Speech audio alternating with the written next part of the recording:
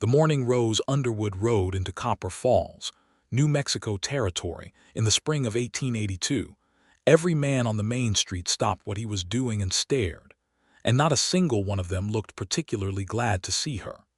She sat straight in the saddle of her dun mare, her brown leather satchel tied behind her with a length of rope that had seen better days, her dark auburn hair pinned back beneath a wide-brimmed hat that bore the dust of 4 counties. She was 24 years old, and she rode like she had somewhere to be, which was more than most people in Copper Falls could say on any given Tuesday. The town itself was a modest sprawl of sun-bleached buildings along a single main road, the kind of place where news traveled faster than horses, and where a stranger's business was everybody's business before noon. Rose had been riding for 2 days since the Harlow Ranch outside of Las Cruces had sent her away with a curt note and a handshake that was more dismissal than courtesy. Before Harlow's, it had been the Ketterman spread near Soccer Row, and before that the Double C outfit run by the Calloway brothers, who had laughed outright when she presented her credentials and said they didn't hire women for anything except cooking, and that they already had a cook. Rose did not cook, or rather she could cook, but that was not what she was offering. What she was offering was 10 years of practical knowledge in horse training, cattle management, fence repair, water sourcing, and general ranch operations. Knowledge she had gathered first at her father's knee on a small spread in central Texas, and then through 6 years of hard, unacknowledged labor on ranches that used her skills freely and compensated her poorly, and then replaced her with a man who knew less and got paid more. She had references. Good ones, written by men who respected her work, even if they would not fight for her place. But references written on her behalf meant little in a territory where the idea of a woman in a working ranch role, not as a rancher's wife, not as a cook, but as a genuine hired hand with genuine authority, was something most ranchers treated like a rumor from back east that had no business traveling this far west. The telegraph office had been her first stop in every new town. She would wire ahead if she could, introduce herself professionally, state her experience, name her rate, which was fair and reasonable and lower than what she deserved, and wait. The responses, when they came at all, ranged from polite refusals to terse single-word answers that she had learned to interpret correctly. In Copper Falls, there was no telegraph wire ahead of her. She had come simply because she had heard, through the particular grapevine of drifters and supply wagon drivers and the occasional friendly bartender, that the McCrae ranch outside of town was looking for help. She tied her mare at the post outside the general store and went inside to ask directions.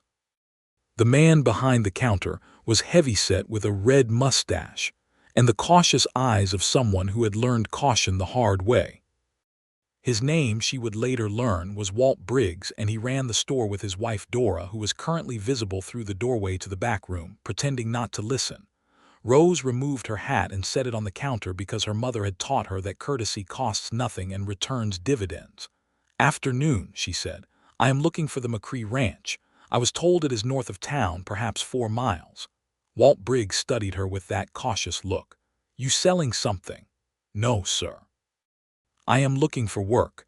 I heard Mr. McCrae had a position open." The silence that followed was informative.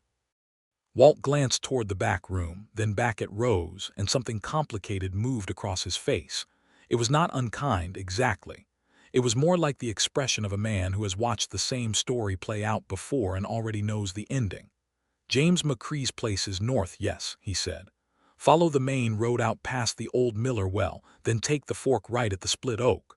Another 2 miles and you will see the fence line." He paused. "You know he lost 3 hired men this spring." "I did not know that, no." "Well," Walt picked up a piece of cloth and wiped down a section of counter that was already clean. "He did. Rattler spooked one fellow's horse bad enough to break his leg. The other 2 left when the Donahue outfit offered double wages for the summer drive. Left McCrae short right at calving season." He set down the cloth. "He has been advertising as far as Santa Fe." "I know," Rose said. "I have come a long way." Walt looked at her for a moment longer than was strictly polite. "You have done ranch work before, Miss Underwood, Rose Underwood." She did not volunteer anything more than that, because she had learned that volunteering too much information in the first minute of a conversation gave people too much time to find reasons before they had finished listening. "I have references, if Mr. McCrae would like to see them. I would appreciate it if you could tell me honestly whether the ride is worth making today." Walt Briggs scratched the back of his neck. From the back room there was a small sound, possibly Dora shifting her weight, possibly a silent opinion being communicated through walls. "McCrae is a fair man," Walt said finally, and it came out sounding like a verdict rather than a recommendation. "Fairest man in the territory, some would say. He does not have a mean bone in his body, and he works hard, and he treats people decent." He picked up the cloth again, then put it down. "I cannot promise you anything, Miss Underwood, but he is worth talking to." Rose put her hat back on, thanked him, and walked back out into the afternoon sun. The road north was dry and pale, cutting through scrubland where the spring grasses had come up thin and yellow between patches of red earth. The sky above was the deep blue that only existed in the southwest in late April, a color so saturated it almost looked painted. Rose let her mare settle into a comfortable walk and thought about what she would say. She had rehearsed variations of this conversation so many times over the past 2 years that the words sometimes came to her in her sleep. She knew the traps. She knew that if she listed her qualifications too quickly she sounded desperate, and that if she waited too long she sounded passive. She knew that some men made their decision the moment they saw her, and that no amount of experience or references or reasonable rates would change a mind that was already made up based on nothing more than the fact of her being a woman in a place where women were not expected to be doing what she was asking to be hired to do. She also knew, because she was honest with herself in the way that people who have been knocked down enough times learn to be, that she was tired. Not physically tired, though she was that too, but tired in the deeper place, the place where hope lives, the place that had been asked to absorb refusal after refusal and keep generating the energy to try again. She was not giving up. That was not in her nature. But she was aware, as she rode north through the scrub, that she was running low on something she could not replenish simply by sleeping. The split oak was exactly where Walt Briggs had said it would be, a massive old tree that had been struck by lightning at some point in its long life, and had divided into two separate trunks that had kept growing in different directions, stubbornly alive despite everything. Rose turned right and kept riding. She saw the fence line first, a good solid cedar post fence that had been maintained with care, the wire tight and the posts upright, which told her something useful about the man she was about to meet. A ranch's fence line was like a man's handshake. It told you what kind of attention he paid to the details. Then she saw the house. It was not a large house, but it was a well-built one, a 2-story structure of adobe and timber with a wide covered porch across the front, and a second-floor window facing west to catch the afternoon light. There were outbuildings behind it, a barn that was newer than the house, a bunkhouse to the east, a chicken coop, a water tank fed by a windmill that was turning slowly in the light afternoon breeze.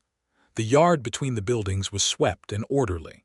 There were tools hung on the side of the barn rather than left in the dirt.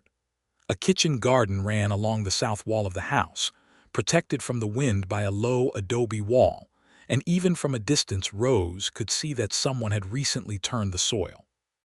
A dog came out to meet her first, a medium-sized brown hound with a gray muzzle that wagged his entire back end as her mare approached, clearly more enthusiastic than dangerous. Rose let him sniff her hand from the saddle, and he seemed satisfied. Then the man came out of the barn. He was not what she had been picturing. She had been picturing someone older, because the ranchers who advertised as far as Santa Fe in their need for help were usually older men whose grown sons had left or whose wives had passed, and who ran their operations alone and struggled with the labor requirements of it.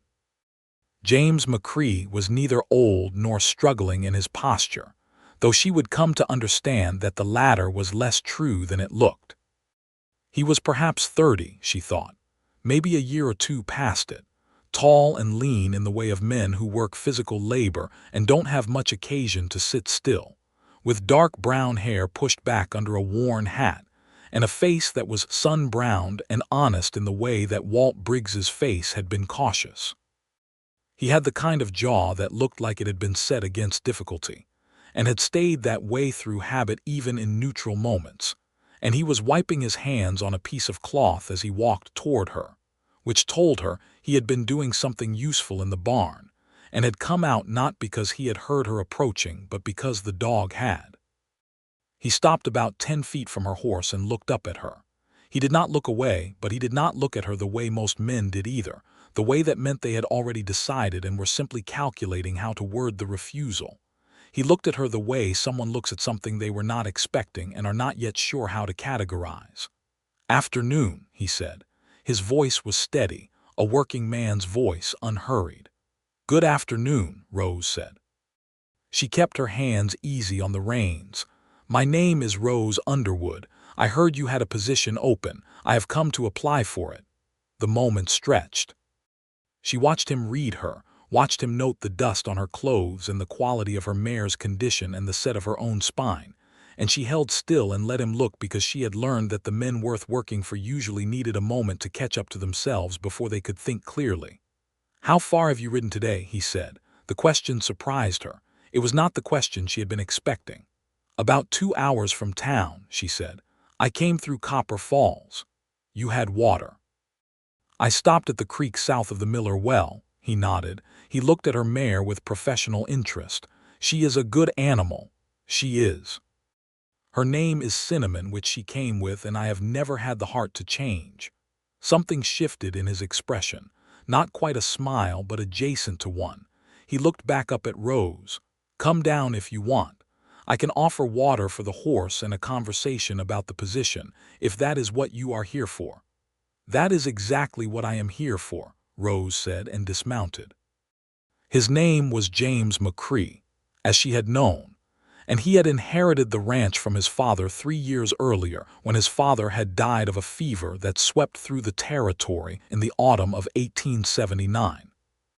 His father had built the place from almost nothing, coming to New Mexico from Kentucky in the late 1860s with his wife and a wagon full of determination, and James had grown up on it and knew every foot of the land the way people know things that shaped them. His mother had passed when he was 12, and he had 2 younger brothers, both of whom had gone north, one to Colorado for the mining, one to Wyoming to work cattle on a larger outfit. James had stayed. He told her some of this over the next hour as they sat at the table on the porch with tin cups of water, and then coffee that he made without apology for it being simple. And Rose understood that he was telling her not because he was a man who talked too much about himself, but because he was giving her context, the way an honest employer does when he wants a prospective employee to understand what they would actually be getting into. The position was not complicated in its requirements, though it was significant in its scope. He needed someone who could work alongside him in the daily operations of the ranch. There was cattle work, about 200 head of mixed stock that needed monitoring and moving through the summer grazing rotation. There was horse work, 5 working horses and 2 that he was training for sale, and Rose's ears sharpened at this because horse training was her particular gift, and she had been waiting for a chance to lead with it. There was fence line that needed attention in the northeast pasture, where a late winter storm had knocked down sections. There was the water situation, a secondary well that he suspected was going silting in and needed inspection, and possibly the digging of a new one if the first proved unsalvageable. He laid all of this out plainly, without embellishment, and then he said, "I have had 3 men leave this spring. Before that I had a full crew of 4. I am 1 person now, and that is not enough for this land in the summer season." Rose set her cup down. "Mr. McCrae, I want to show you my references before I say anything more about my qualifications, because I think they will speak more credibly than I can for myself." She reached into her satchel and produced a folded envelope containing 3 letters. She handed them across the table.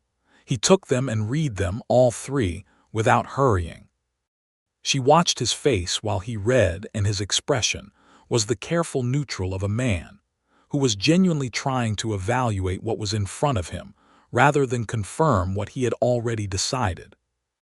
The first letter was from Elias Croft of the Croft family ranch in central Texas, who had employed Rose for 3 seasons between 1877 and 1879, and who wrote with the flat directness of a man not given to excessive praise that Rose Underwood was the best natural judge of horse temperament he had encountered in 30 years of ranching, that she had broken and trained 4 horses in the first season that 2 of his hired men had declared unworkable, and that he had been a fool to let her go and would have kept her if circumstances had permitted. The circumstances that had not permitted it were the arrival of his son from back east with his own opinions about who ought to be doing what on the family ranch, but Elias Croft had the decency not to spell that out. The second letter was from a woman, which Rose always watched men react to.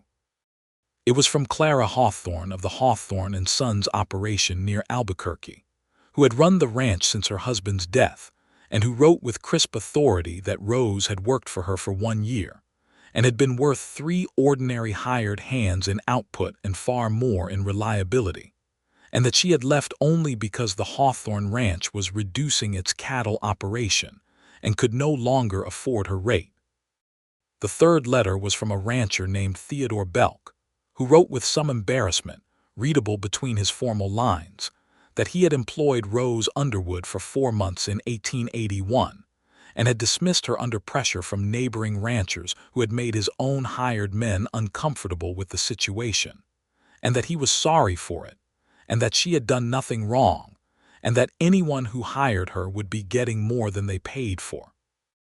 This letter was the one Rose was always most nervous to include, but she had found that honest accounting of an unjust situation often told a prospective employer more about her character than a perfect recommendation would have. James McCrae read this third letter twice, then he folded all 3 carefully and handed them back. "Belk is a coward," he said. Rose had not expected that. She looked at him for a moment. He was honest about it at least. That is the minimum someone owes a person they wronged. He picked up his coffee cup, found it empty, and set it back down. "I want to be direct with you, Miss Underwood. I have been advertising this position since February. I have had 4 men come to look at it, and 2 who agreed to take it. 1 broke his leg before he started, and 1 took a better offer the day before he was supposed to arrive. I am behind on work that should have been done 6 weeks ago. The northeast fence is still down, and I have had cattle drift twice this month into land that belongs to a man named Donahue, who is not generous about it." Rose waited. "I cannot afford to make a decision based on anything other than whether you can do the work," he said. "So I am going to ask you to show me." "That is all I ask," Rose said. He took her to the horses first, because it was what he was most uncertain about, or perhaps because he was most curious about it. And what he showed her was a black gelding standing in a back stall with his ears pinned and his eyes rolling white at the edges, a horse that had been mishandled somewhere in his past and had decided the world was a hostile place and was conducting his affairs accordingly. "His name is Midnight," James said, standing at the stall gate. "He was given to me by a neighbor who could not do anything with him. I cannot either so far. He is sound physically. A good horse if he can be reached." Rose stood at the gate and looked at the horse for a long time. She did not move toward him, and she did not make sounds at him. She simply looked at him the way you look at something you are trying to understand rather than something you are trying to convince. After about 2 minutes she said, "How was he mishandled?" "Spur damage, I think. Someone used spurs hard on him when he was young and he never forgot." "Is he worse with men than with women?" James thought about it. "I have not had a woman try him." Rose asked for a lead rope and a soft cloth and went into the stall alone, moving slowly and keeping her body sideways rather than squared toward the horse, which was the difference between an invitation and a challenge. She did not try to touch him. She simply existed in the space with him for 20 minutes while James watched from outside the gate. And by the end of 20 minutes the horse had not relaxed exactly, but he had stopped rolling his eyes and had started flicking one ear, occasionally toward her the way horses do when they are beginning to calculate whether something might be trustworthy. James McCrae stood at that stall gate for 20 minutes watching Rose Underwood be patient with a frightened animal, and somewhere in that 20 minutes something in his chest did something he had not felt in long enough that he was not immediately sure what it was. He offered her the job before she came out of the stall. The bunkhouse was clean but spare, a single long room with 4 bunks and a small iron stove and a table with 2 chairs, and James said he would leave her to settle in and that supper was at 6 if she wanted it, and Rose said she would, and that was the first day. The second day she was up before dawn. James discovered this when he came out of the house at first light to find that someone had already fed the horses, including Midnight, who had apparently accepted grain from Rose's hand through the stall bars sometime in the pre-dawn dark. He stood in the barn doorway processing this information, while Midnight looked at him with an expression that James interpreted, possibly with too much imagination, as something like "told you so." Rose was at the northeast fence by the time the sun had fully cleared the ridge to the east, and she had taken the fence tools from the barn without being told where they were, which meant she had looked around thoughtfully in the hour before dawn, a thing that James found himself respecting with a force that was disproportionate to its simplicity. He rode out to join her, and they worked the fence line together through the morning, not talking much, but in the easy way of 2 people who understand the work and don't need to fill the silence with words. Rose handled wire with the practiced efficiency of someone who had done it hundreds of times, and she had the knack of reading where a fence line wanted to go based on the land itself, following the natural contours rather than fighting them, which reduced the number of posts you needed and made the line stronger in the long run. At mid-morning James said, "You learned this in Texas. My father had a small operation south of Abilene. I was working with him from the time I was 8. She set a staple and drove it with 3 clean strokes of the hammer. He had 2 boys and me, and I was the one who took to the cattle work. My brothers preferred farming. He never treated it like an unusual arrangement." James was quiet for a moment, working his end of a wire run. "He sounds like a good man." He was. He passed 4 years ago. She said it with the particular steadiness of someone who has had time to build peace with grief and has done the work of it. "He left the spread to my brothers, which was expected. I had been working for wages by then for a few years anyway. And your brothers are farming men. We are cordial. We write at Christmas." She looked at him briefly with dark eyes that carried something complicated in them, not bitterness exactly, but an awareness of the gap between what she had expected from life and what life had actually arranged. The land was his to leave as he chose. I do not fault him for it. James did not say anything to that, but he thought about it for a long while after. They finished the northeast fence line in 2 days and a half, which James had estimated would take a week with 1 person. He did not tell her that, but he thought it. The Donahue situation came up on the 4th day. Gerald Donahue was the largest landowner in the valley, a man in his 50s who had come to New Mexico territory with significant eastern capital behind him in the early 1870s, and had spent the intervening decade acquiring land in the aggressive manner that capital allows, buying out smaller ranchers when they hit trouble, and not being known for his generosity in the terms of those transactions. He ran perhaps 3,000 head of cattle and employed 20 men, and had a certain way of conducting himself toward his neighbors that fell just short of outright hostility, while making hostility absolutely clear.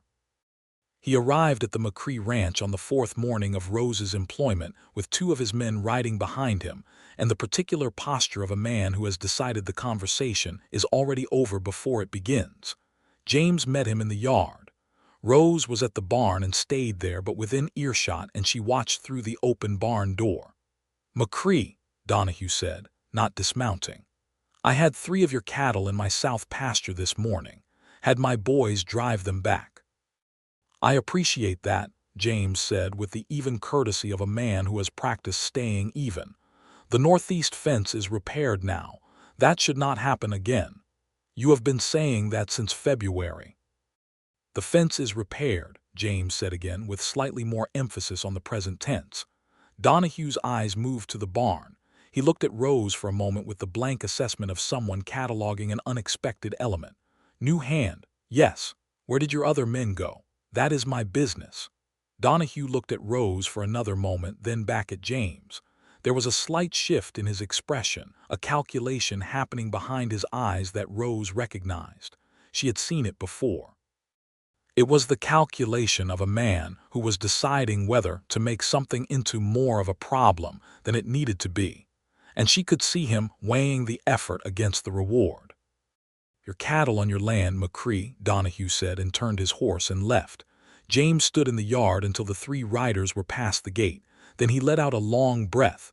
Rose came out of the barn. "He has been a problem for a while, since my father's time." James turned back toward the house. "He offered to buy me out twice, once last year and once in January. And you said no. My father built this place. My father is buried on this land." He said it simply, without drama. "The answer is no."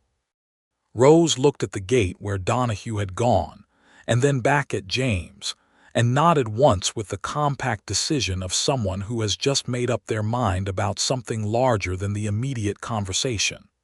The work continued, and the days accumulated.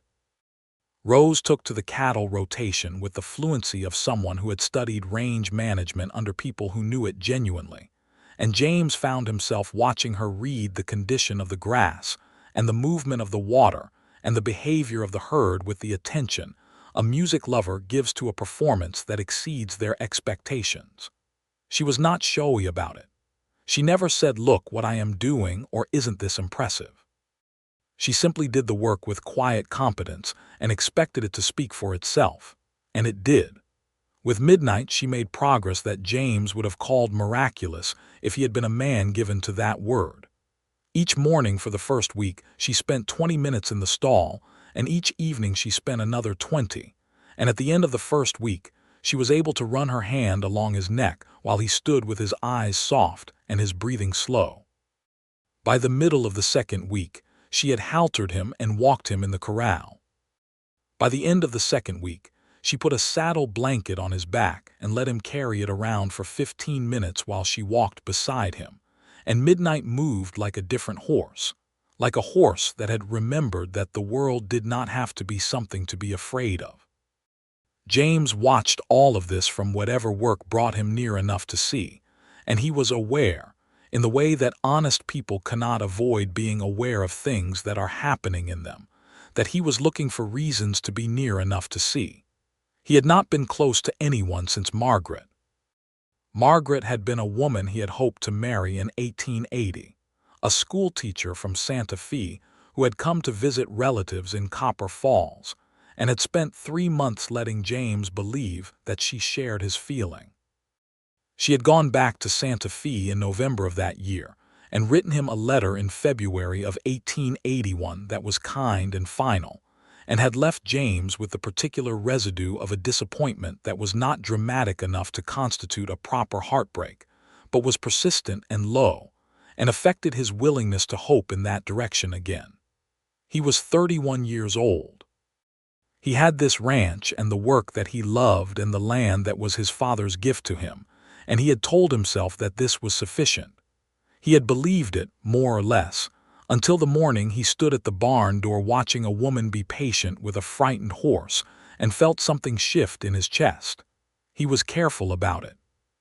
He was a careful man by nature, and he was careful about this with particular deliberateness because Rose Underwood was his employee.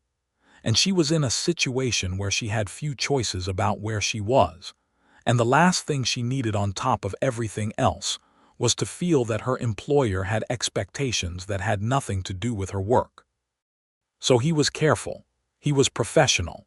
He was pleasant in the way that he was pleasant to everyone and tried not to be pleasant to her in any way that was particular. Rose noticed.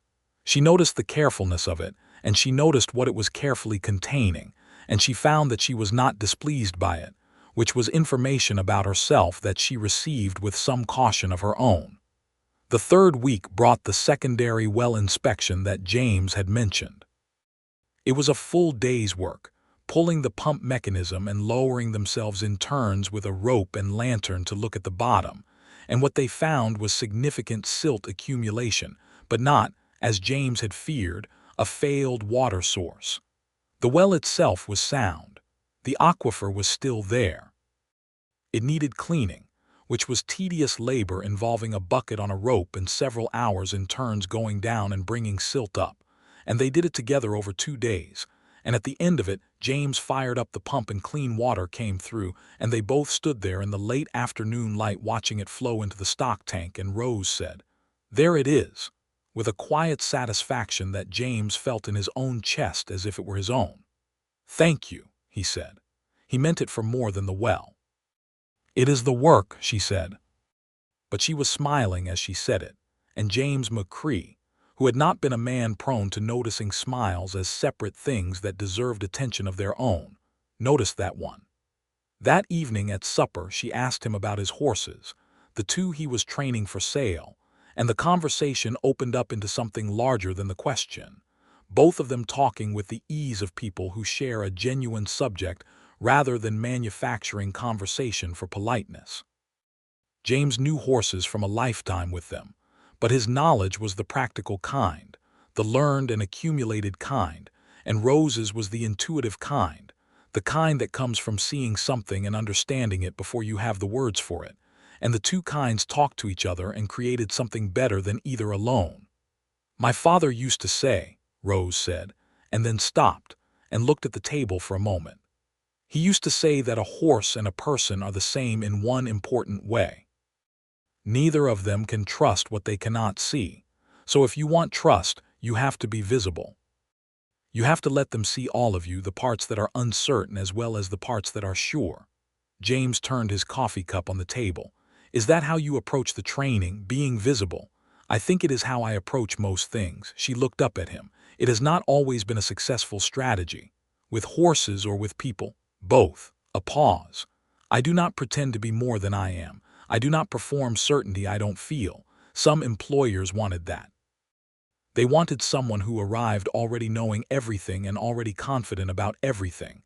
And when I arrived simply as myself, as a person who is good at the work and knows it but still has uncertainties about other things, they seemed to think that was a deficiency." James was quiet for a moment. "I think what you have described is called honesty," he said. "And I think the ranchers who turned you away were fools." Rose looked at him. The evening light through the window was amber and low, and she looked at him and he was looking back at her with that steady, honest face that she had been reading since her first day here and that she had come to trust in the way she trusted the fence he kept, for the same reason, because it was consistent and it was genuine and it had been maintained. "That is a kind thing to say," she said. "It is a true thing," he said. "There is a difference." She did not say anything for a moment. Then she said, "Yes, there is." Something had shifted in the space between them at that table, and they both felt it, and neither of them named it, because some things need to be felt for a while before they are ready to be spoken. The town of Copper Falls had opinions about the arrangement at the McCrae ranch, as towns do. Rose encountered them for the first time when she rode in for supplies at the end of her 3rd week. Walt Briggs greeted her with the same cautious eyes, but warmer now, because Walt's wife Dora had apparently given him a series of opinions about the situation that had recalibrated him somewhat. Dora herself appeared from the back room and introduced herself with the directness of a woman who had made a decision about a person and was acting on it. "I heard you fixed the northeast fence," Dora said, as if this were a social credential. "James and I fixed it together," Rose said, because she was accurate about credit the way she was accurate about most things. "How is Midnight getting on?" This question came from a man sitting by the window with a cup of coffee, a lean older man in a good hat who Rose had not noticed when she came in. "Getting on well," she said, and looked at the man with a question in her expression. "That's Pete Carver," Dora supplied. "He shoes the horses in the valley. He sold James that horse 2 years ago and has been feeling bad about it since." "Sold him in good faith," Pete Carver said with dignity. "I did not know the extent of the prior damage." "No one blamed you for it, Pete," said Dora. "Donahue's man blamed me for it at the feed store in December." "Well, Donahue's man can tend to his own affairs." Rose bought her supplies and listened to the texture of the town around her, the way it worked and the way it connected, who deferred to whom and who stood firm against whom, and she was beginning to understand the landscape she had ridden into, not just the physical landscape but the human one, and it was more complicated and more interesting than it had first appeared. She was loading her saddlebags when a woman came out of the milliner's shop across the street and crossed to her with the decisive stride of someone who had timed their approach and was carrying out a plan. She was perhaps 45, dark-haired and handsome, with the confidence of a woman who had learned her own worth through experience. "Miss Underwood," the woman said, "I am Helen Carver, Pete's wife. I wanted to introduce myself." Rose shook her hand. "I met your husband just now." "I know, I saw." Helen Carver looked at her with direct brown eyes. "I want to say something to you that I will say plainly because I think you are probably a person who prefers plain speaking." "I do, yes. There are some people in this town who are making comments about your being at the McCrae ranch. The nature of those comments I will not repeat because they are unworthy of the breath required to speak them. I want you to know that I, and Dora Briggs, and several others I could name, are not among those people, and that if you encounter difficulty of that kind you have people here who will say so clearly." Rose looked at her for a moment.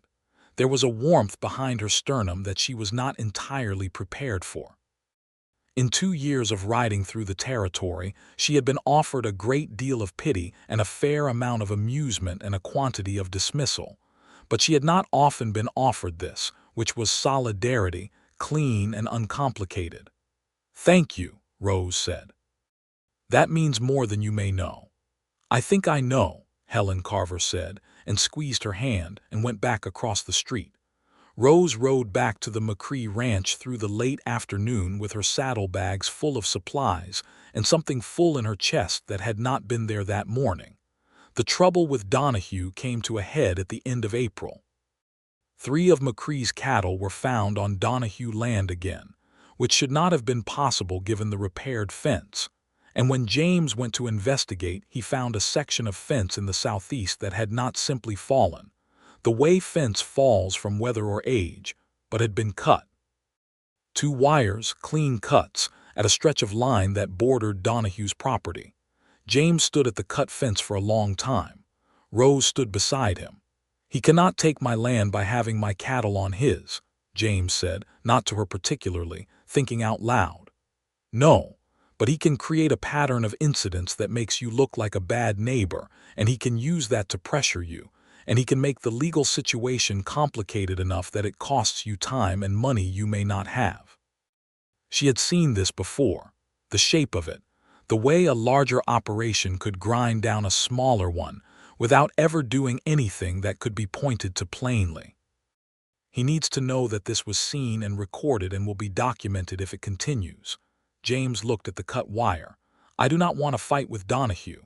I know you don't, but sometimes the best way to avoid a fight is to make clear that you are not afraid of one." He looked at her. The late afternoon light was on her face, and she was looking at the fence with that focused look she had when she was working a problem. "What would you do?" he asked.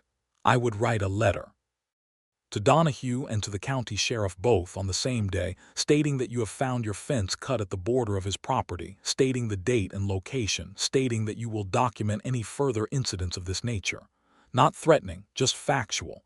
The sheriff's copy makes it a matter of record." She met his eyes. "And I would repair this section with heavier gauge wire." James looked at the cut fence for another moment. Then he nodded. "Will you help me write it?" "Yes," she said. They wrote the letter that evening at the kitchen table. James had a better hand than he gave himself credit for, and Rose had the kind of precise phrasing that came from writing references for herself often enough to understand how language creates fact. The letter was 1 page, factual and calm, and James copied it twice and sent one by post to Donahue and rode the other to the county sheriff's office in the morning himself. There were no more cut fences after that. Donahue did not become friendly, but he became less proximate in his unfriendliness, which was all James had needed. Rose watched this and felt a satisfaction about it that was sharper than the satisfaction of a solved fence problem, because what had been solved was a thing that had been hanging over James and the ranch for longer than the fence, and the solution had been careful and direct and had not required anyone to back down or raise their voice. May came in warm and the grass came up properly in the spring pastures, and the cattle moved well in the rotation. The 2 sale horses were progressing, and James had begun to see in them what Rose saw, the particular qualities that would make them valuable and how to bring those qualities forward. And she was teaching him without framing it as teaching, in the way that the best kind of knowledge transfer happens, by doing it together and letting him see through looking alongside her. One evening in the second week of May, Rose was sitting on the porch after supper with the low western sun painting everything gold and pink, and James came out and sat in the other chair, and they sat without speaking for a while in the way that had become natural to them, the comfortable silence of 2 people who had worked hard together all day and knew how to rest in each other's company. "My father used to sit here," James said. He was looking west at the light. "He built this porch so he could do exactly this. He said the best part of a hard day was the end of it when you could see what you had done. He was right. He would have liked you," James said. The words had come out before he had finished deciding to say them, and he heard them and knew it and looked at his coffee cup. Rose was quiet for a moment. "That is one of the kindest things anyone has said to me in a long time. I mean it." He looked at her now. "He valued what you value. Work done well, no performance around it. People who say what they mean. A pause. Honesty." Rose met his eyes and held them. Between them the evening was warm and the light was still gold at the edges, and the dog had arranged himself between their chairs like a punctuation mark. "James," she said, using his first name for the first time, and he heard it and something in him stilled to attention. "I want to tell you something, and I want to say it plainly." "All right," he said. "I have been hired and dismissed and hired again across this territory for 2 years.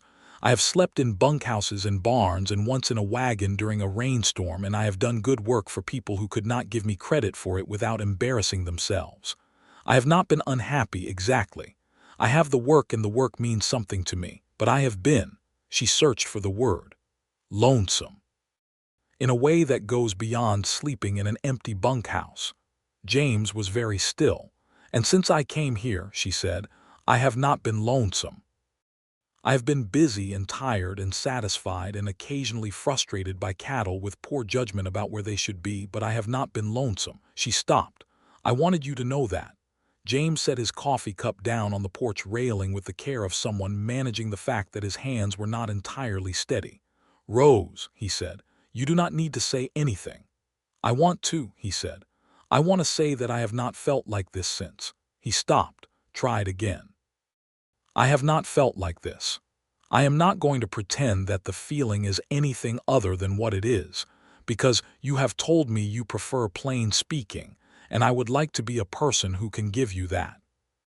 He was looking at her with that steady face, but the steadiness was effortful now, something beneath it that was less contained. "I think about you constantly. Not about the work, though I am grateful every day for what you bring to this ranch, but about you, the way you think about a problem, the things you say when the evening is quiet, the way you were with midnight." He stopped again. "I am 31 years old, and I have not told another person anything close to this in a very long time, and I am aware I may be making a complete mess of saying it." Rose looked at him, and her face had done something it did not often do, which was to let everything that was in it show at once, the carefulness and the longing and the humor and the grief and the hope, all of it visible. "You are not making a mess of it," she said. "No, no." And then, because she was a woman who acted on decisions clearly made, she reached across the space between their chairs and put her hand over his where it rested on the arm of his chair. And James turned his hand over and held hers. And they sat like that in the last of the evening light, while the sky went from gold to pink to the deep violet that precedes the dark. And neither of them said anything more for a while, because there was nothing more that needed to be said right then. The first time he kissed her was 3 days later, in the barn, in the non-romantic context of finishing the evening feeding together, which Rose had begun to think of as her favorite part of the day, and had recently understood was her favorite part because he was in it. They had finished with the last horse and were walking out of the barn into the warm evening, and James stopped and turned to her and said, "I would like to kiss you if you would permit it," with such complete seriousness and such earnest concern that she laughed, and he looked startled, and she said, "James, yes, please," and he kissed her. It was a careful kiss because he was a careful man, but it was also a real one, not tentative, and Rose kissed him back with the directness she brought to everything, and when it was done, they were both standing in the barn doorway in the warm evening, not entirely sure what to do with their hands and both smiling. "Well," said James McCrae. "Yes," said Rose Underwood. June arrived and brought with it a problem that was neither cattle nor fences, but was serious in its way, which was that one of the sale horses, the bay gelding James had named Copper, developed a soft tissue problem in his left foreleg that threatened to compromise the sale. Rose knew enough veterinary practice to diagnose it correctly, which was a pulled suspensory ligament that would heal with proper rest and management. But the timeline for healing would push the horse's readiness past the summer sale season and into fall, which meant James would not have that income for the ranch through the summer months. James went through a day and a half of quiet anxiety about this, which Rose watched with the careful attention of someone who wanted to help and was waiting to understand the full shape of the problem before offering solutions. On the second evening, she came to him in the kitchen where he was looking over his accounts book with the expression of a man trying to make mathematics behave differently than it intended. "Tell me where the pressure is," she said. He looked up. "The horse is one problem," she said, sitting down across from him. "But the accounts are a different problem, and they may or may not be connected. Tell me the full picture," he told her. The ranch was not in trouble, not the deep kind, but it was operating without much margin, the way small operations run, and the horse sale had been factored into his summer liquidity in a way that its delay now made uncomfortable. The cattle were healthy and the fall sale would be good, but fall was 4 months away and there were costs between here and there. Rose listened to all of this and then said, "I want to suggest something, and I want you to receive it as a professional suggestion from your employee, not as a personal offer from someone who—" She stopped and reconfigured. "I want to be clear about my reasons." "All right," he said. "The other sale horse, the gray mare, is ready. She is more than ready. I think you have been holding her back because you were planning to sell them together and get a better price for the pair, which is a reasonable strategy but is now costing you a months-long wait for income you need." Rose leaned slightly forward. "Sell the gray now. She will bring a very good price alone, more than she would in a pairing. Copper you hold through the summer, rest him properly, bring him to the fall sale in peak condition. He will be worth more than he would have been now even if he had been sound." James looked at her, then he looked at the accounts book, then back at her. "You are right," he said. "I know," she said, without arrogance, simply with the straightforwardness of someone who has checked their reasoning carefully and is confident in it.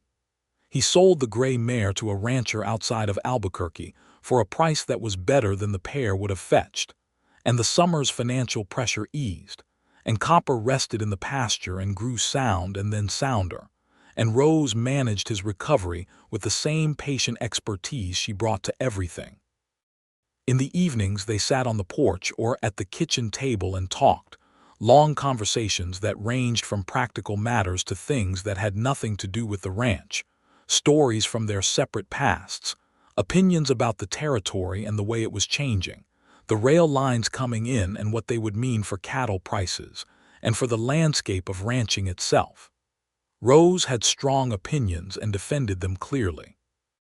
James had quieter opinions, but they went deep, rooted in his knowledge of this specific land and his father's experience, and his own 3 years of learning what it cost to keep something alive in a challenging environment. They were falling in love the way that people who are already suited to each other do it, not in the dramatic and disruptive way of opposites colliding, but in the gradual clarifying way of two people who were already looking in similar directions, and finding themselves closer and closer together as they went. He told her about his mother, who had died of typhoid when he was 12, and whose kitchen garden along the south wall of the house he maintained not out of obligation but out of love. He told her about his brothers and the complicated texture of their departure, the fact that he did not blame them and was not lonely exactly, but sometimes felt the weight of being the one who stayed.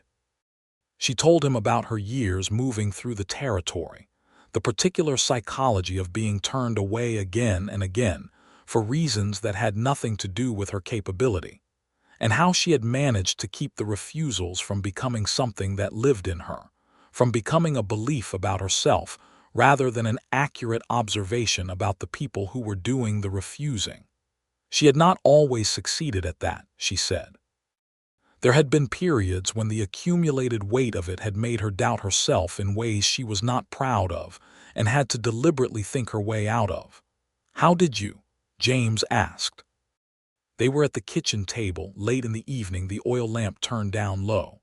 "I wrote things down," she said, "facts about the work I had done, things I could look at and know were true regardless of whether anyone else acknowledged them.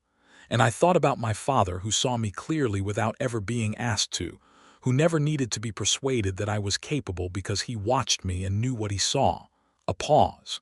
"And I kept moving, because stopping felt more dangerous than moving." "You are here now," James said. "I am here now," she agreed, and looked at him in the low lamplight with that look she sometimes had, the one that meant she was seeing him fully and had decided something about what she saw. He reached across the table and put his hand against her cheek, and she leaned into it, and they stayed like that for a long moment, the ranch quiet around them, the night outside warm and dark. "I am glad you kept moving," he said. "So am I," she said.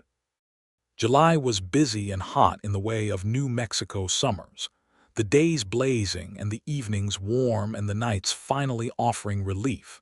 And the ranch work intensified through the heat season with the demands of water management, and the monitoring of the cattle herd through the dry stretch before the summer rains arrived.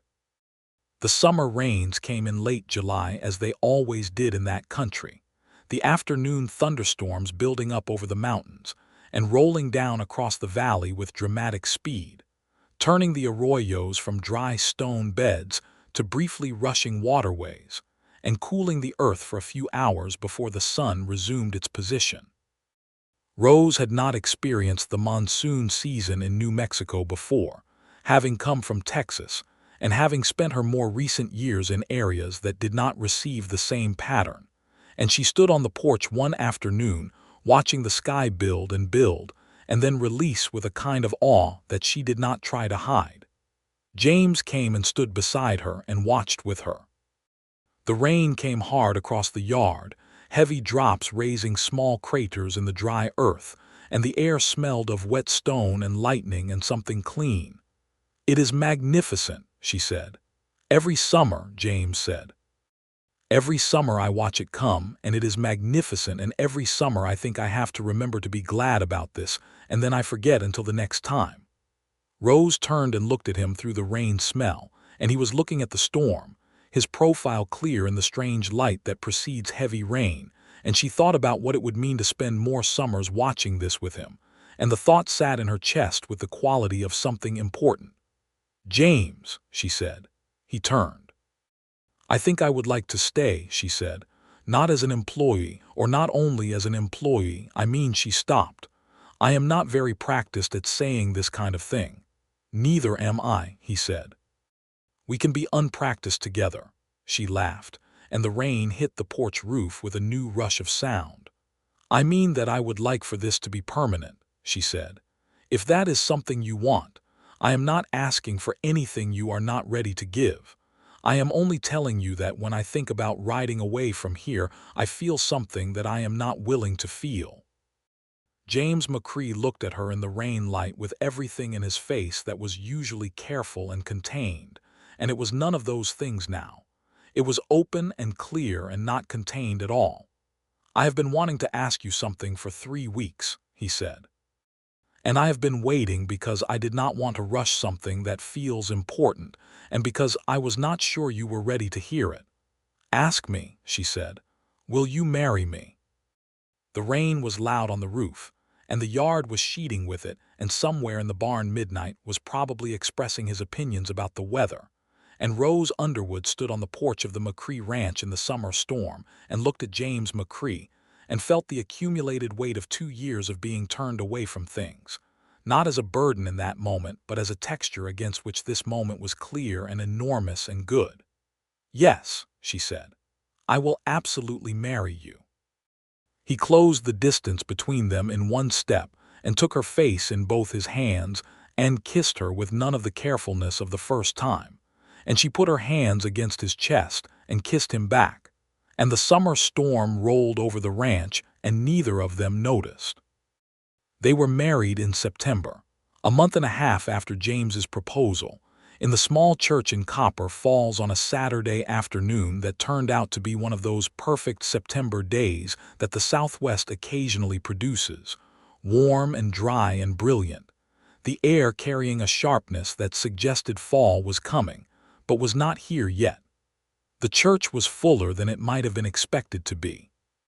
Helen Carver was there with Pete, and Dora and Walt Briggs were there, and a dozen other people from the valley whom James had known for years and Rose had come to know through the summer, people who had watched the thing unfold from a distance with varying degrees of approval, and had arrived at various forms of acceptance by the time the wedding day came. There was a contingent of people in Copper Falls who had strong feelings about the irregularity of a woman doing ranch work, and about what the arrangement at the McCrae place implied about proper order, and those people were not at the wedding, and their absence was, in Rose's view, not a loss. She had no desire to win everyone's approval. She had learned, through long experience, that the approval of the people who withheld it on principle was not worth the effort of winning. Dora Briggs had made the cake, a serious production in 3 layers with dried fruit and a hard white icing, which she delivered to the reception at the Briggs home on Saturday afternoon with the air of someone presenting a military achievement. James stood at the front of the church in a clean dark suit that Rose had not seen before and which he wore with a slightly formal discomfort, like a man who is not accustomed to formal discomfort, but is willing to sustain it for the occasion. And when Rose came through the church door on Walt Briggs's arm, Walt having offered this service in the absence of her father with a gruff sincerity that had made her eyes sting, James's face did the thing she had been watching it try not to do for months. He smiled at her with everything in him, and it was the most unguarded she had ever seen him, and it was the most beautiful thing she had ever seen. The vows were the traditional ones, the preacher a kind man named Reverend Holt who had a slight limp from an old injury, and had a voice that made the old words sound new. When it came to Rose's vows, she said the words clearly and meant every syllable, and when James said his words, she heard in them the same quality she had heard that first day at the fence line, the quality of a man who means exactly what he says. They rode back to the ranch that evening as the sun was going down, their horses walking side by side on the pale road north, the sky above them doing the spectacular sunset thing it did in September over the territory, the whole western sky in layered rose and gold. "Well, Mrs. McCrae," James said. "That is going to take some getting used to," Rose said. Good or bad, she considered it. Good, she said, very good. He reached over and took her hand as they rode, and she looked at him in the evening light, this man who had not been what she had pictured and was everything she had not known she needed. And she thought about the long road that had brought her here, all the turned-away doors, all the cold bunkhouses and early mornings and polite refusals and impolite dismissals, and she thought that if a single one of those doors had opened instead of staying closed, she would not be here now on this road with this man in this light. And she was grateful for every one of them. The autumn brought the fall cattle sale, which was good. Copper, the recovered bay gelding, was everything Rose had predicted he would be, sound and beautifully trained and presented at his very best, and he sold at a price that made the spring's medical anxiety feel like a distant and resolved event. The cattle sale was solid, the herd having done well through the summer on the managed rotation, and James came home from Santa Fe at the end of October with the year's accounting closed out better than it had opened, which was all any rancher in the territory could ask for. They settled into the life of the ranch together with the ease of two people whose habits and rhythms were already aligned from their months of working side by side. Rose remained involved in every aspect of the ranch operations, not as a hired hand now but as a partner in the full sense, and the distinction was not merely formal. She brought her knowledge to decisions about the land and the animals and the operations, and James brought his, and the combination was better than either alone had been. Midnight, the black gelding who had been given up on by everyone who had encountered him before Rose, was by late autumn a sound and willing working horse. He still had preferences and opinions, as horses do, but he had stopped being afraid, and in his not being afraid he had become something remarkable, a horse of such quality and presence that Pete Carver, the horse shoer, came out to the ranch in November specifically to look at him and stood at the fence shaking his head. "I cannot believe it," Pete said. "I genuinely cannot believe it." "He just needed to be seen," Rose said. Pete looked at her sideways. "I think that applies to more than the horse." Rose smiled and said nothing. Winter came and slowed the pace of the ranch as winter does. The long, cold evenings spent by the kitchen fire, James reading and Rose writing letters or working on the accounts, sometimes talking, and sometimes simply being in the same room in the comfortable way of two people who have learned that silence together is its own kind of closeness. She wrote to her brothers at Christmas and told them she was married, and the letter she received back from the elder one was warm and surprised and asked for details with the affection of a man who had been worried about his sister for a while and was relieved.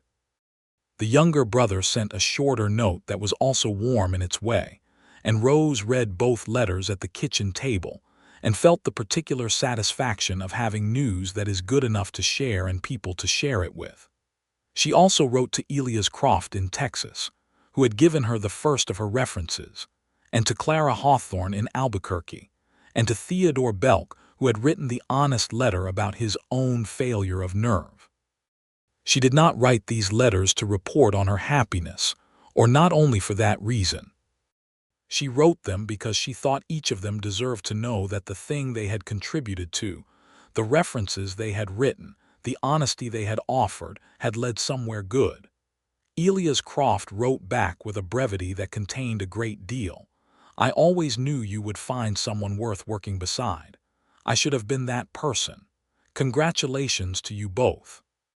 Clara Hawthorne's letter was longer and warmer, and invited them both to visit if they were ever near Albuquerque, an invitation that Rose kept in mind. Theodore Belk's letter arrived a week after the others, and was written in the careful hand of a man who was still working through his feelings about what he had done. He wrote that he was glad for her and that he was sorry, and that he had made some changes at his ranch in the year since, that he had hired a Mexican-American man who was the best roper he had ever seen and who the neighboring operations had also declined to employ, and that he was trying to be a different kind of man than he had been.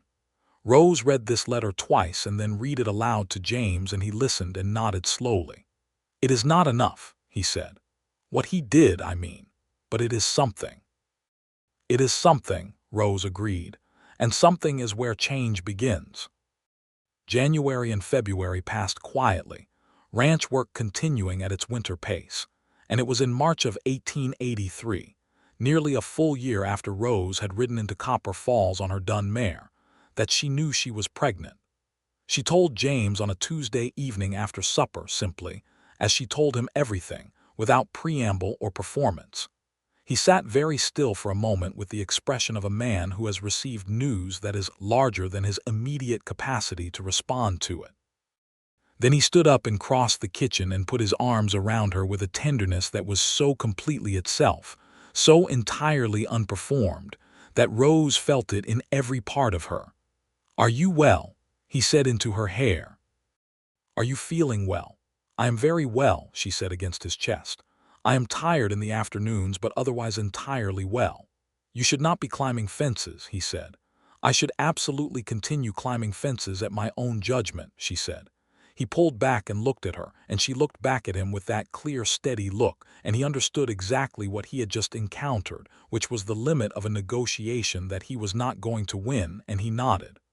"Within reason," he said. "Always within reason," she agreed.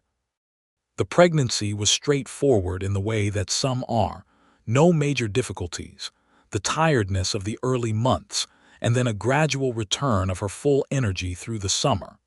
And Rose continued to work through most of it, adapting her activities as her body required with the same practical intelligence she applied to everything else. James worried in the quiet way he did things, visible only in the extra glass of water he always ensured was nearby, and the fence sections he conspicuously managed to need to repair himself when they were in the same pasture. And Rose allowed him this without comment, because it was love expressing itself in the only language he had, and it deserved to be received as such. Their son was born in the first week of November of 1883, a large, healthy boy who arrived into the world with considerable opinions about it, and expressed them loudly from the first moments, which Dora Briggs, who served as midwife, said was an excellent sign. James was present through the labor, having refused to be anywhere else with a quiet firmness that Dora Briggs said was unusual but was not going to be argued with, and when the boy arrived James held him with the expression of a man standing at the edge of something enormously large that he had not known existed until he arrived at it.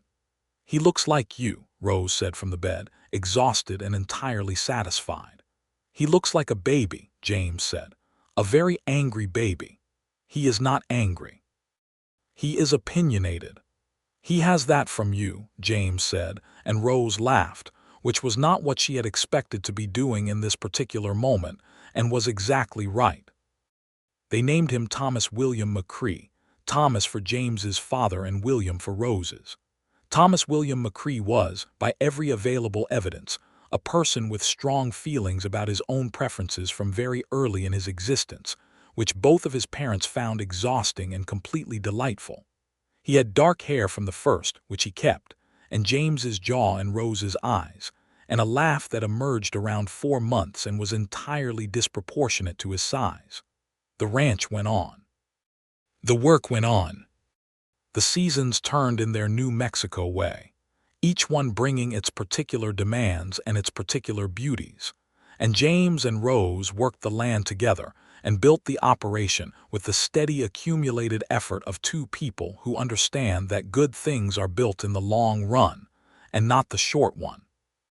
In the spring of 1885, when Thomas was a year and a half and had developed strong opinions about chickens and an intense interest in following his father into the barn at every possible opportunity, the Donahue operation hit trouble.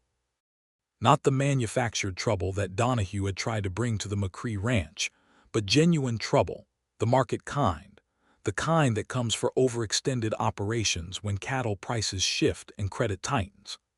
Donahue, who had spent 15 years buying land on the assumption that the operation would keep growing, found himself with more debt than the prices could service, and by the summer of 1885, there were rumors in Copper Falls about what would happen to the Donahue holdings. James heard these rumors at the feed store and came home and sat with them quietly, Rose let him think for a day and then asked what he was considering. "Some of that land borders ours," he said. "The east section along the Arroyo. It is good land, water rights that would help us in the dry years." "It would cost more than we have currently," Rose said. "Yes, but the bank in Santa Fe has been more willing to talk since the last 2 years' sales." He looked at his coffee. "I do not want to be what Donahue was to the people he bought out. I do not want to do it because he is in trouble and I am in a position to benefit." Rose thought about this. There is a difference between taking advantage of someone's distress and making a fair offer for land that is going to be sold regardless of whether you buy it or someone else does, she said. "If the land is being sold, the question is not whether but to whom, and the east section going to someone who will manage it carefully and maintain the water rights properly is a better outcome for this valley than the same land going to a large outside investor who has no stake in the long-term health of the area." James looked at her. "That is not a comfortable argument," he said. "No, but I think it is true." He thought about it for another week. Then he went to Santa Fe and spoke with the bank and came back with an arrangement that was careful and affordable, and that he felt he could look at honestly. And he made an offer on the east section of the Donahue land that was fair, not opportunistic, and was accepted. The east section doubled the McCrae operation size and brought the water rights Rose had mentioned, and over the following 2 years they extended the cattle operation accordingly, hiring 2 hands who came through town, a man named Ezra who was from Missouri and who turned out to be the most reliable fence man James had ever encountered, and a younger man named Will who was 17 when he arrived, grew to be 18 before the first month was out, and who had an aptitude for the horses that Rose saw immediately, and took the same care with that Elias Croft had taken with hers years ago.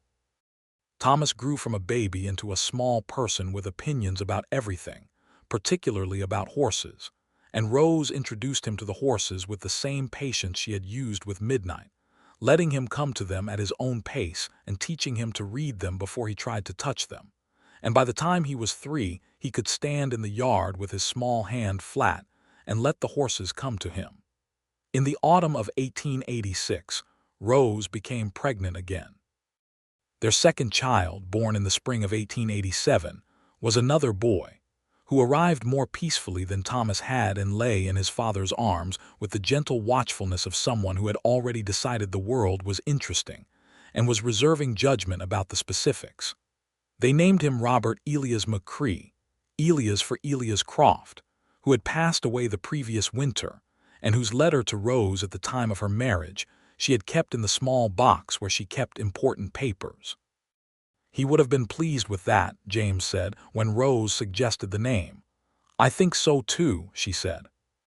Robert grew up quieter than Thomas, a child who watched more than he acted and who was, by the time he was 2, clearly going to be the more studious of the 2 brothers in the way that second children sometimes are, carving out their own distinct territory. The McCrae ranch grew. Not extravagantly, not in the way of Donahue's aggressive expansion, but solidly, year by year, in the sustainable way of an operation that understands its land and works with it rather than against it. The cattle operation was stable and well regarded. The horse training aspect of the business, which had grown from Midnight's recovery, and the sale horses into a genuine enterprise with its own reputation, brought buyers from as far as Colorado and Arizona, people who had heard through the particular network of horse people that there was a woman in New Mexico territory who could make something exceptional out of an animal that other trainers had given up on. This reputation was a source of quiet pride for Rose and a source of somewhat less quiet pride for James, who had taken to mentioning it with a casualness that was entirely transparent to everyone who knew him. It was Helen Carver who brought it up directly one afternoon when Rose was in town for supplies, 5 years after that first visit. "They say you are the best horse trainer in the territory," Helen said, in the same direct way she had introduced herself that first time. "They exaggerate," Rose said. "They do not," said Pete Carver, appearing from somewhere in the back of his workshop. I have shod horses for 30 years. I know the difference. Midnight, who was by this point 9 years old and the best working horse on the McCrae ranch, and the horse that Rose preferred for any work requiring real precision, was an ongoing testimony to this. He was known in the valley, pointed out to visitors, his history told as a kind of parable about patience and the difference between a horse that has been failed and a horse that has been found. James told that story whenever it came up and always told it the same way. Someone else had given up. Rose had not. That was the whole story, and he seemed to feel that it said everything necessary, not just about the horse but about everything. They had a third child in 1889, their daughter, whom they named Clara after Clara Hawthorne, who was still running her operation in Albuquerque, and who sent a generous gift when she heard the news. Clara McCrae arrived in October and was, from the beginning, a person of decisive temperament and great charm, qualities that somehow expressed themselves even in infancy. James held his daughter the evening after she arrived, in the kitchen with the lamp burning low and the boys asleep upstairs and Rose resting, and he sat with this small, fierce girl and thought about everything that had led to this particular moment, and he was aware, with the clarity that comes in quiet moments, that he was the luckiest man he knew. Rose was awake when he came upstairs. She had not been asleep. She rarely slept immediately after a birth, her mind too active in the particular way it had always been. "Is she settled?" Rose asked. "She is sleeping," James said. "She has opinions even in her sleep." "That is from you," Rose said. "That is absolutely from you," James said, and lay down beside her, and she turned toward him in the dark, and he put his arm around her, and they lay like that, quiet and close, in the house that his father had built and that they had made into something his father would have recognized as the best version of what he had intended. "James," Rose said into the dark. "I want to tell you something. I am listening. 7 years ago, I rode into Copper Falls on a horse named Cinnamon with 3 letters of reference, and 1 more territory's worth of refusals behind me." She was quiet for a moment. "I was trying very hard not to let the weight of it show, because I had learned that, when it showed, people took it as confirmation of a story they had already decided was true." "I know," he said. "What I did not know," she said, "was that there was a ranch north of town with a careful man in it who was going to look at me and see exactly what was there. Not more, not less, just what was actually there." He held her a little more closely. "You showed me that too," he said. "What was actually there. You came and looked at this ranch and this land and saw what it could be and treated it accordingly. You did not come expecting something easy. You came expecting something worth working for." "It was," she said. "It is." Outside, the night was the deep, clear dark of high desert in October, the stars enormous and close, the way they are in that country, and the ranch was quiet, the horses settled in the barn, the cattle in the night pasture, Ezra and Will in the bunkhouse, the 3 children sleeping in their rooms, midnight old and sound and at peace. The fence lines were solid. The wells were clean. The accounts were settled. Rose McCrae lay in the dark beside her husband in the house his father had built and thought about roads, about the ones that closed and the ones that opened and the ones that looked like they were going nowhere until they turned, about the morning she had ridden into this valley with dust on her coat and her whole life in a saddlebag and not enough hope left to be reckless with, and about what it felt like now to be so deeply, so unreservedly, so completely at home. "I love you," she said. She felt him smile against her hair. "I love you," he said. "I have loved you since you spent 20 minutes in a stall being patient with a frightened horse, and I will love you for whatever comes after this. And I am glad every single day that you kept riding north." In the years that followed, the McCrae Ranch became what James's father had dreamed it might be, not large in the way of Donahue's ambitions, not spread across the valley in a claim of domination, but deep and strong and alive in the way of things that are properly cared for, a place that knew what it was and asked only to continue being it. Thomas grew up to be a rancher's son in the fullest sense, inheriting his mother's eye for horses and his father's steady care of the land. Robert grew up quieter and went east for a time for schooling, and came back with ideas that were interesting and useful when applied to what was already there. Clara grew up to be exactly what her first hours had suggested she would be, decisive and charming and thoroughly herself, and learned to train horses alongside her mother, and was, by the time she was 12, clearly going to be exceptional at it. Rose trained horses and managed the cattle operation, and kept the accounts, and sat on the porch in the evenings with James, and watched the sun go down over the land and knew, with the specific quality of knowing that comes not from being told something but from living it, that she was where she was supposed to be. She had been turned away from every ranch in the territory before she came here. She had ridden up this road with her references in her satchel and her hope worn thin and her spine still straight, and the last ranch on her list had been the one with the man in it worth working for, worth staying for, worth building a life beside.